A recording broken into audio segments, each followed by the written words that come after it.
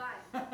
Desvendando o código, eu tô em São Paulo agora, pra poder conversar com uma bailarina, que eu vou aqui fazer uma confissão. Eu não conhecia a história dela.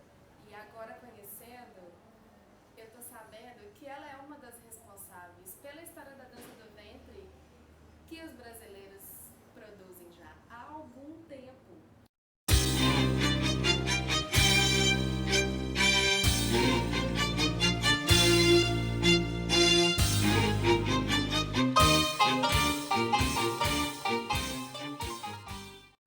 Muito obrigada, muito prazer. Muito agradecida, gente, também. Viu? Obrigada.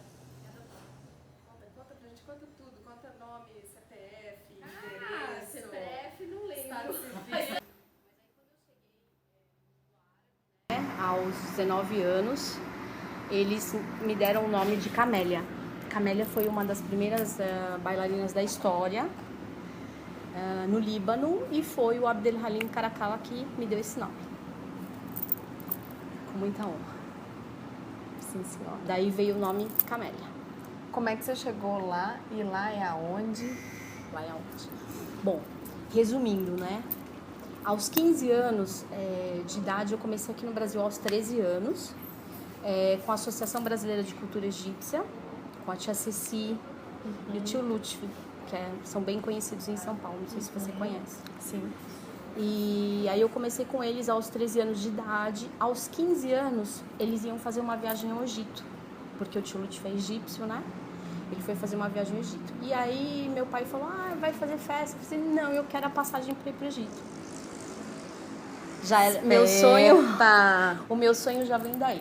Aí eu fui pro Egito aos 15 anos de idade e lá realmente eu descobri que era isso que eu queria fazer, eu queria estudar, sempre fui muito curiosa, então assim, desde pequena, aos 13 anos, eu já ia na 25 de março buscando traduções de músicas para saber realmente o que eu estava dançando, porque na minha mente eu não aceitava dançar aquilo que eu não estava entendendo. Não fazia sentido, Não fazia né? sentido, exatamente. Então, aos 15 anos eu fui, e aí trabalhei no Brasil todo. Nessa época não tinha muitas bailarinas. Não. Nós éramos em máximo em 7 bailarinas. E eu dancei o Brasil todo, até que uma pessoa me viu, né? Eu dancei num lugar que se chamava Porta Aberta, aqui em São Paulo. E uma pessoa me viu e falou, nossa, menina, você tem que ir pra fora, lá, lá, lá. Tem um amigo meu que tem um restaurante na África, por que você não vai pra lá? Eu falei, África? Ele falou, é muito legal um restaurante libanês. E aí foi minha primeira viagem. Aos 19 anos eu fui pra África. De lá uma outra pessoa me viu e me convidou para trabalhar no Líbano. Para fazer uma audição, para tentar, né? E aí eu fui pro Líbano. E você ficou quanto tempo fora, estudando e trabalhando? Olha, 30 anos...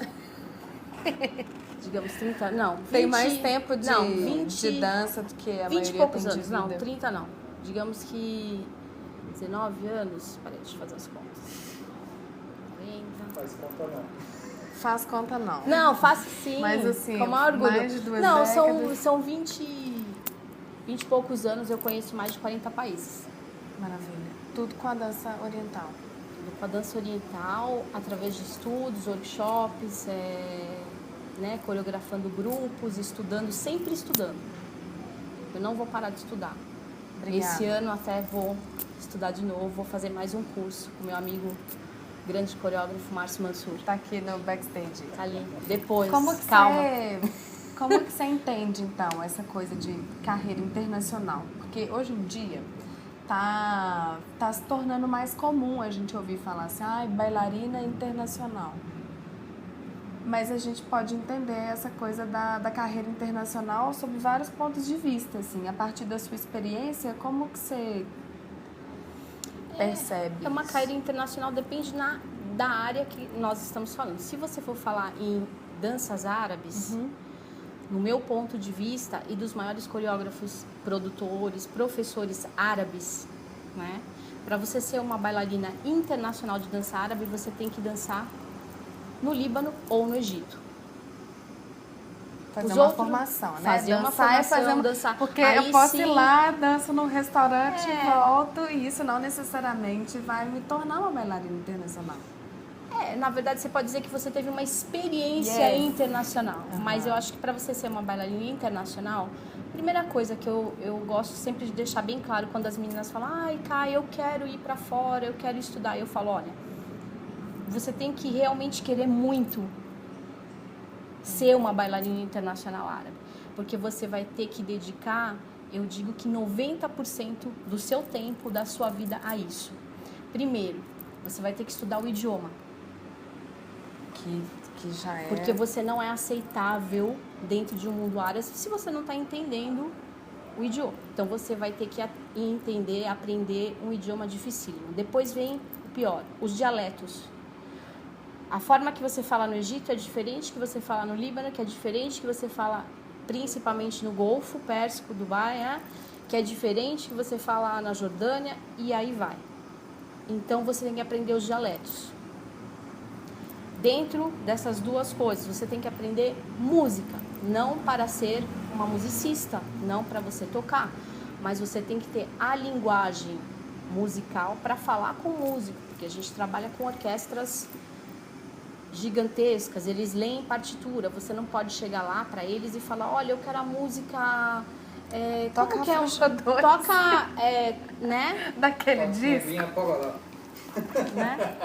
Então, assim, um dos quesitos para você trabalhar num grande hotel, por exemplo, no Egito, é você ser fluente no idioma árabe. Você pode trabalhar nos barcos, você pode fazer uma apresentação, um show, mas para você ficar fixa lá. Como eu fiquei 5 anos no Samiramis Intercontinental, você tem que falar árabe porque você fala no show, você é um entretenimento, você tem que falar com o público. Que música que o senhor quer escutar? Que música que o senhor quer ouvir? Como eu posso agradar vocês essa noite? Qual música que vocês querem me ver dançando? Então você tem que ter, primeiro, um know-how de música excepcional. Claro. Você tem que ter o idioma, você tem que ter a linguagem musical para falar com os músicos, porque você vai chegar para os músicos, olha, eu quero agora que você toque essa música, no meio eu quero que você faça um taksim, e aí você já entra num solo e volta para o Momo Kalsum. Você tem que saber o que você vai pedir, não são os músicos que fazem o seu show, na verdade, você dá o show para eles. Então, tudo isso vem com uma bagagem de experiência. Então, eu falo para as meninas, pense bem, é isso que você quer? Você vai ficar longe da sua família, você não vai ter tempo para outras coisas. Por exemplo, em 5 anos eu não jantei nenhuma vez. Porque 7 horas da noite, 6 e pouco eu já ia para maquiagem, para cabelo, para aquecimento, porque eu fazia 3... Para aquecimento, bailarina de dança do ventre se aquece? Qualquer bailarino se aquece. Tá, Brasil, uma informação. Se você não quiser, né, ficar torta... Puxa, é porque eu acho assim, você está dando informações que são muito preciosas, que são corriqueiras dentro do universo da dança, mas que elas, ao mesmo tempo, elas escapam, assim. Você está falando que a dança, ela é muito maior do que só aprender os passos, montar uma coreografia e dançar. Os passos, digamos que seria a última coisa que você vai aprender. Se você vai para o mundo, digamos assim, eu sempre deixo claro, dança árabe é da onde? Do Oriente Médio, é dança árabe. Então, temos que nos espelhar a quem sabe. Não, infelizmente, não no tio árabe, mas no bailarino árabe. Porque não significa, a pessoa é árabe e ela sabe tudo da dança. Não, não é bem assim. Você tem que fazer parte desse universo artístico para saber, né? Para poder estar no caminho certo. Então, assim, antes de dançar, antes da roupa forrada de cristais, antes de estar super linda e maravilhosa, que é necessário, faz parte do contexto. Você tem que estudar música, ter noções mínimas do que você está dançando.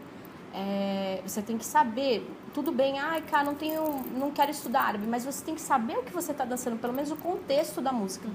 Olha, tá falando a música, tá falando mais ou menos isso, para você saber o que você está fazendo. Estudou a música, esquematiza, prepara onde eu vou dançar. Eu chego horas antes para ver o ambiente, para ver o público, ver o palco, como que vai estar minha iluminação, aonde que é a minha saída, eu posso sair daqui, posso sair dali, posso entrar pelo palco. Eu tenho que saber tudo. Tudo isso faz parte de um show. Não simplesmente a roupa né? E um quadril bonito, pra mim não significa nada. Ela tem que estar, esse quadril bonito tem que estar dentro da música. Klaus Viana falava que não adianta você ter uma perna alta se você não sabe o que você vai fazer com ela. Bravo. E eu acredito nisso. Dança pra mim também é um universo muito maior, muito mais amplo, assim. Muito Precisa mais. entender tudo aquilo que constitui uma apresentação de dança, né? Um show. Exatamente. Por exemplo, iluminação é uma das grandes falhas que eu percebo nas dançarinas aqui no Brasil. As pessoas não sabem trabalhar com iluminação. E não têm a curiosidade, inclusive. É uma coisa que tá ali e pronto. Mas ela tem uma função. E como que eu posso trabalhar, jogar junto com isso, né? Com a música, com o encaixe do seu show. Que a música, que o figurino... Para você ter uma ideia, no Egito, não porque é óbvio que a gente sempre gosta de uma orquestra grande, mas dentro de um contrato de um hotel 5 estrelas, o primeiro quesito é ter, no mínimo, 45 músicos no palco. Você não pode trabalhar com menos de 45 músicos no palco. Você tem que ter a sua orquestra. Então, eu tinha 50... CD, USB, KLB... Não. Então, esse é o primeiro quesito, é a primeira coisa que você assina dentro de um contrato. E eu estava até comentando com o Márcio esses dias que a gente tinha um iluminador à parte. Você tinha que pagar para esse iluminador para ele poder... E ele tinha que estudar o show junto com você para aquele momento em que você... uma luz diferente ia vir ali, você entendeu? Então, ele tinha que ter uma conexão e a gente tinha que pagar a parte por noite para esse iluminador estar sempre presente, estar fazendo parte desse show. Fora os bailarinos, né, que fazem parte da equipe, você tem no mínimo de 6 a 8 bailarinos. Então, assim, não é... É o que eu falo, não é uma coisa fácil, eu faria tudo de novo, nossa, só tenho a agradecer a Deus, mas você tem que realmente querer muito, você tem que realmente amar profundamente para você deixar toda a sua vida stand-by para você ir para um mundo desse. Eu entendi direito, você foi a primeira brasileira a sair do Brasil dançando dança do ventre? Não. O que foi que aconteceu? A primeira bailarina a dançar fora, é uma bailarina maravilhosa, ela se chama Gisele Bomentri. Tá. Ela foi a bailarina também que me ajudou muito quando eu comecei na minha carreira, ela me incentivou a ir para fora. Quando eu comecei na Tia Ceci, a Soraya Zay estava começando, então eu fui uma das pessoas que ajudou ela no começo da carreira dela. E aí, quando eu viajei para a África, a Soraya me substituiu no Porta Aberta.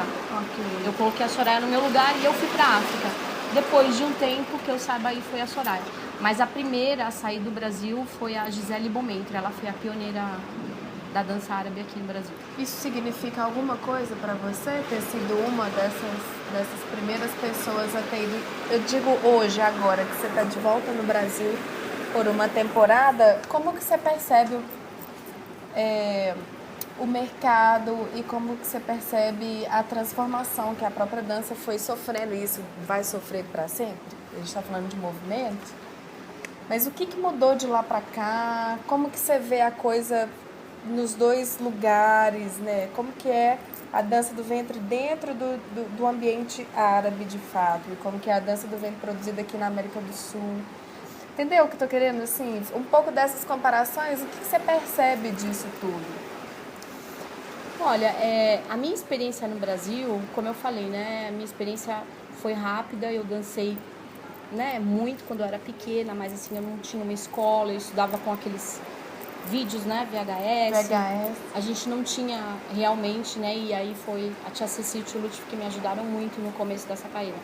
Então, assim, eu não tenho muita experiência, digamos, no Brasil daquela época pra cá. Depois eu viajei, né, o mundo todo.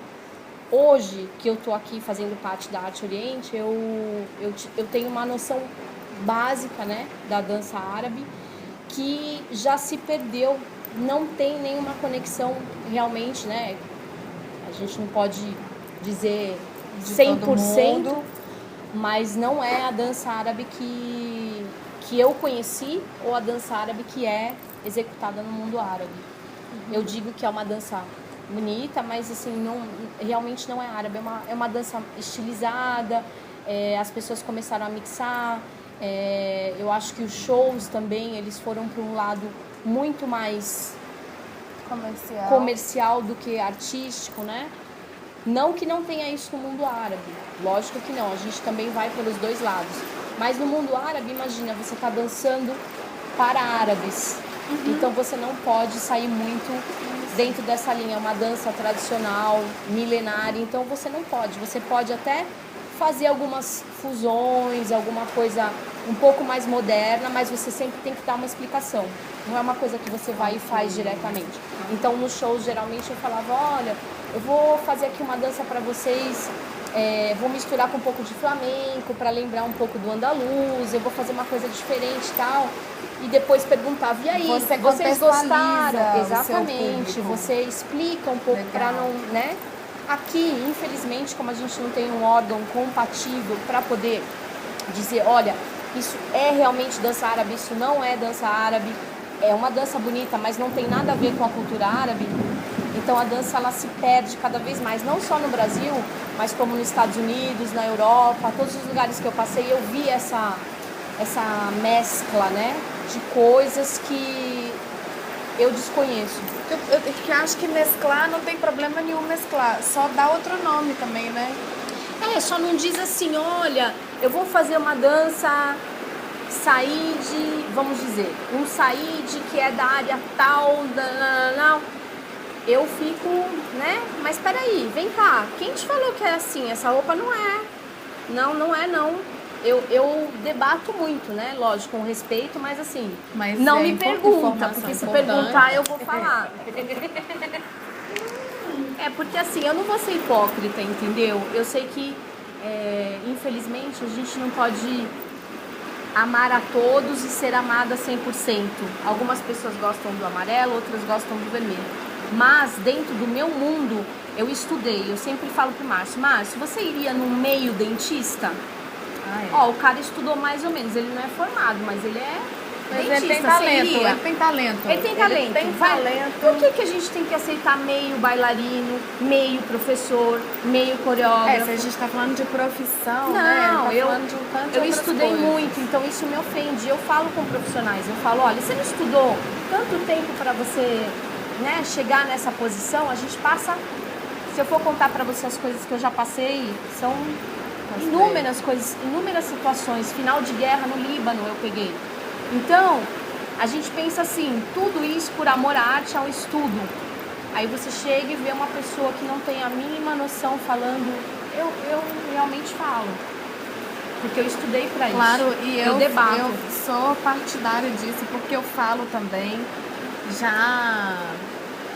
Infelizmente ou felizmente armei umas confusões em Belo Horizonte por conta disso, de ter sido inclusive associada a ser arrogante, assim. Não é, gente, é porque eu trabalho com dança, eu pesquiso e estudo dança, a gente está falando da mesma área de conhecimento, e aí tem algumas coisas que elas precisam ser preservadas. Principalmente na dança árabe. Tem que ser respeitada. A gente está falando de uma cultura que não é nossa. Não é nossa. Nós está conhecendo a nossa. Exatamente.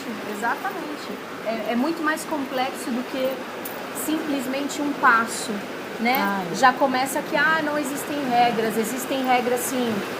Não existe, o nome para... Existe, sim.